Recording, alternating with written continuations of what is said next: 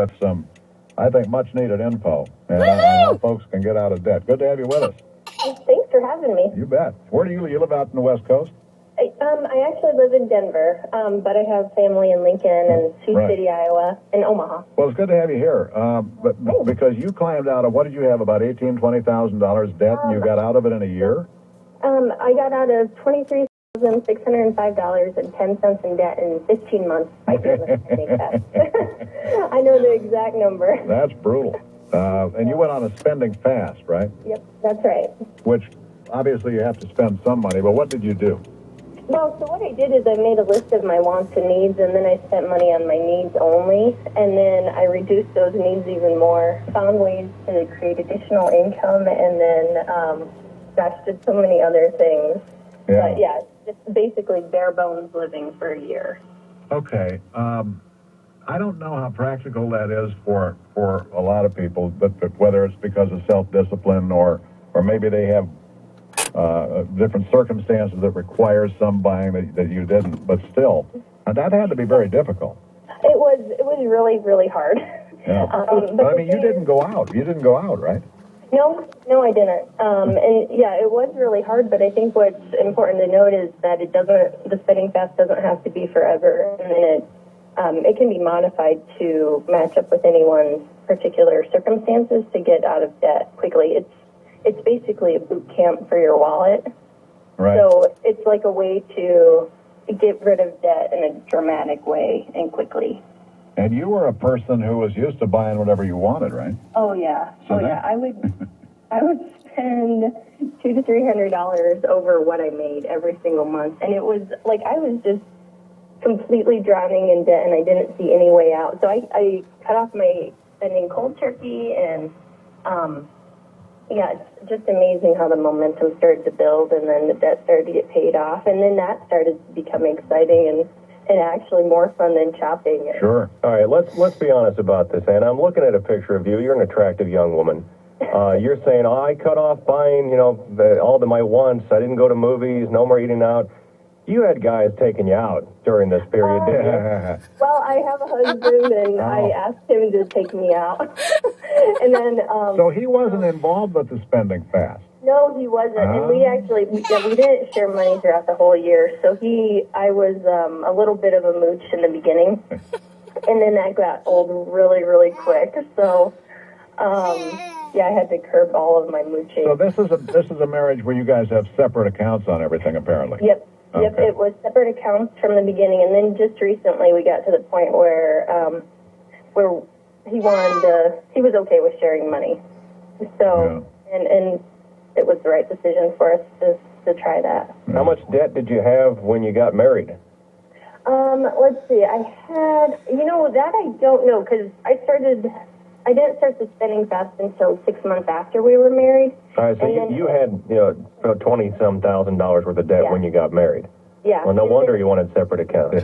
Yeah. And then, I was overspending every month, and, I don't know if you knew the whole gravity of how bad my financial situation was, but I would, I never had any money, but I always had new things, and it just wasn't a good combination. I think a lot of people can relate. I really do. Yeah. Well, especially too, I see here in your blog that you said, you just kind of figured, well, I have so much debt, I'll never see my way out of it. Well, screw it. I'm just going to go out and buy whatever I want because I'm always going to have debt. Might as well just go deeper, right? Yep, exactly. It gets to a point where it's just so completely overwhelming that it's like, I might as well have fun with myself if I'm going to be in debt anyway. You guys have kids? We don't. Okay, that's one issue that parents would have to navigate that portion of it because obviously they're going to have more necessity spending than you did. But one of the key things I think you mentioned at the beginning here, Anna, is that you found additional sources of income. How did you do that? Well, so I went to school for photography, and my day job isn't as a photographer, so I started looking for additional ways to make income through my photography. I would sell old clothes to places like Buffalo Exchange and actually Scout Dry Goods and Trade, which is right across from your studio. So that was, and then actually I made zombie portraits too and sold them on Etsy. Zombie portraits? Yeah. Zombies are huge. People love zombies. Yeah, so people send me portraits of themselves, and then I turn them into a zombie or a vampire, if you prefer. Sure. What's that cost?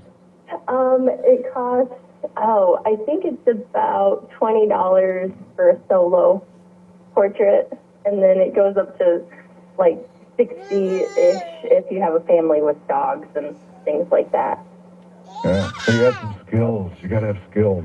Yeah, well, Duck skills, no other skills. but the other thing is, even if you're not artistically inclined, like I really honestly feel like if you have legs there and you can walk, there's ways to make additional money. I mean, things like cleaning out people's houses and painting and there's just a whole slew of things. Dog walking. I mean, it's like, it's about thinking about money in a whole different way and starting to draw money towards you. Yeah. Right. So I think there's money to be had. You just have to think about it creatively. Your blog is, and then, let me make sure I get this right, and then shesaved.com, right? That's right. Cool. And so this is pretty much, and is that throwing off some income for you, I hope? It's drawn up just a little bit. Yeah. Yeah. But I mean, there's some good tips on there. Yeah, I hope so. And then, the family thing, I think, teaching kids how to be, responsible adults with their money, I think that's such an important thing to instill early on. Amen. And while I don't have kids, I think that there's a lot of tips that they can be taught. And then also, just knowing that it doesn't have to be forever, that, to do the spending fast for a year or to do the spending diet, which is the modified version of the spending fast, which is a little easier in some ways and harder in other ways. You can dramatically cut out debt and then build healthy habits so that you have those for the rest of your life. Great stuff. Very inspiring. Anna, thanks for your time. Thanks. We Thanks for having appreciate me. you coming on with us. And again, that's andSheSaves.com. Anna Newell-Jones here at 8:30. And then she saved. Fox News Radio. I'm Ron Platter. Her thoughts on arrival back home? I'm really overwhelmed right now. Amanda Knox returned to Seattle last night, freed after 4 years in an